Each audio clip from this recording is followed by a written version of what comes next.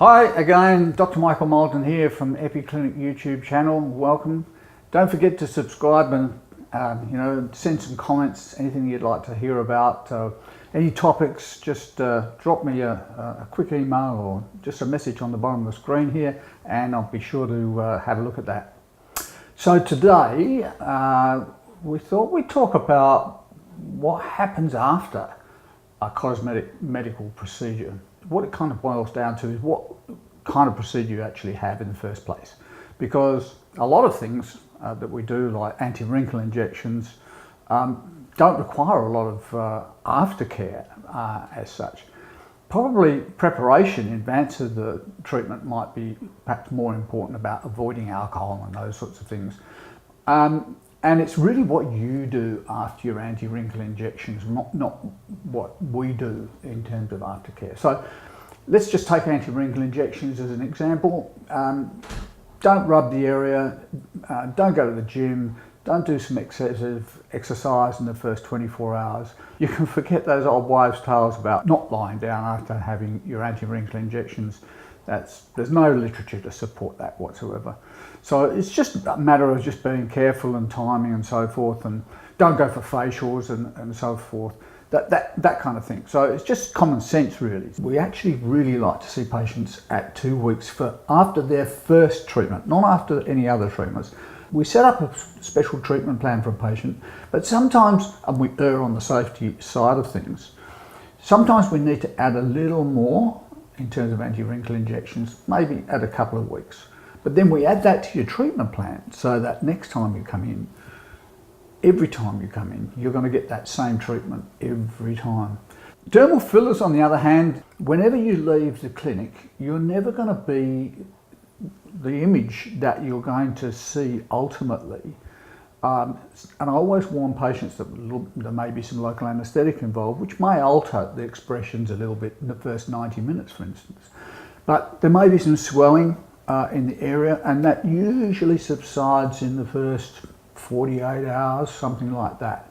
And sometimes if you do two areas, one side of the face and the other, you might see more swelling on one side than the other than you do on say on the right side than you do on the left. So don't worry too much about that, because that's usually just something to do with needle trauma itself. So generally speaking, what you see immediately after the treatment in the clinic is not necessarily what you'll see when it's all settled down. And sometimes it can take up to 2 weeks for us to see a complete picture, which is why we see you at the 2 week mark. The area is going to be a little bit tender where you've had those injections.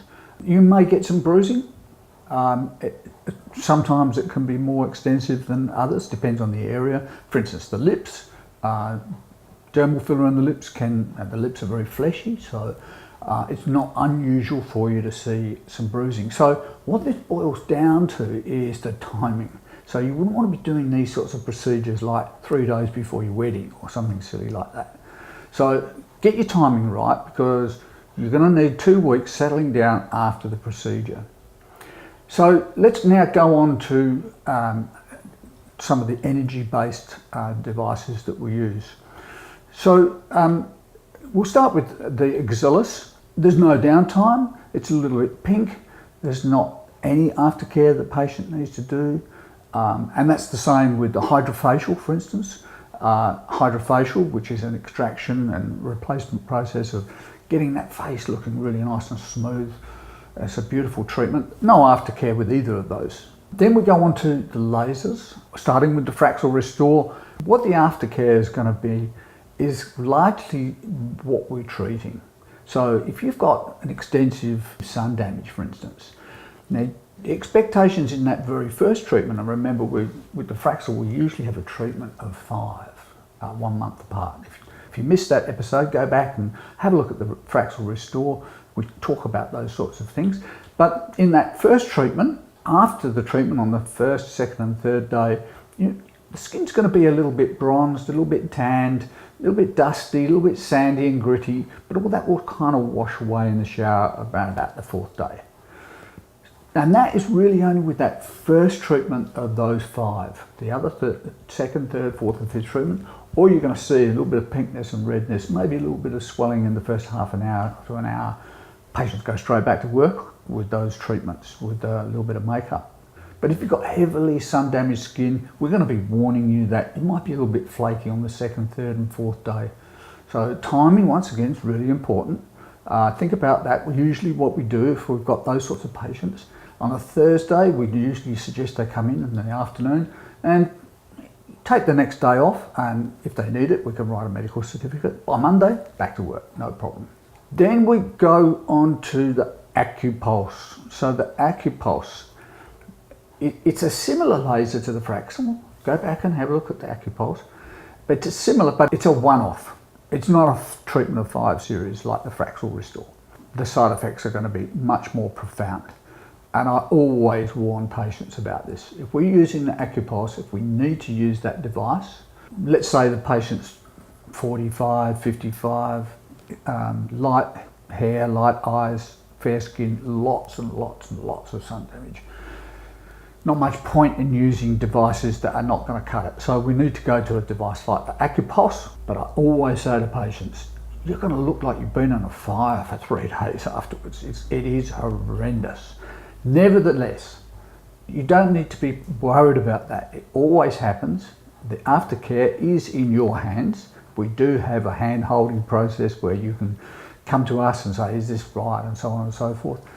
We're always there to, to sort of back you up and help you along the way. But with the AcuPulse, it involves much more aftercare. And once again, it is up to you. At home, you'll be cleaning the face in the first 3 or 4 days. You'll be cleaning the face 3 to 5 times, replacing the banthan cream that we provide. And remember, like the Fraxel, hydration is our friend, dehydration is our enemy. Lots of moisturiser, lots of sunscreen, all those sorts of things are really important. So in those first 3 days with the AcuPulse, you can expect it to look, certainly on the second day, pretty horrendous. But that really, really quickly recovers. The skin of the face is an amazing recovery, area. You can't do this kind of thing off the face because the face has unique healing qualities. It heals really, really quickly. So once that skin is sealed over again, it's back to the moisturiser and sunscreen. So that's pretty much it for most of the procedures in terms of aftercare. I hope you've got something out of this and it's given you a bit more background and information if you're deciding or if you're thinking about going down those pathways. Don't forget to subscribe to the channel. We'd love to hear from you. Just drop us a little message on the bottom there if you've got any questions, and we'll see you next time.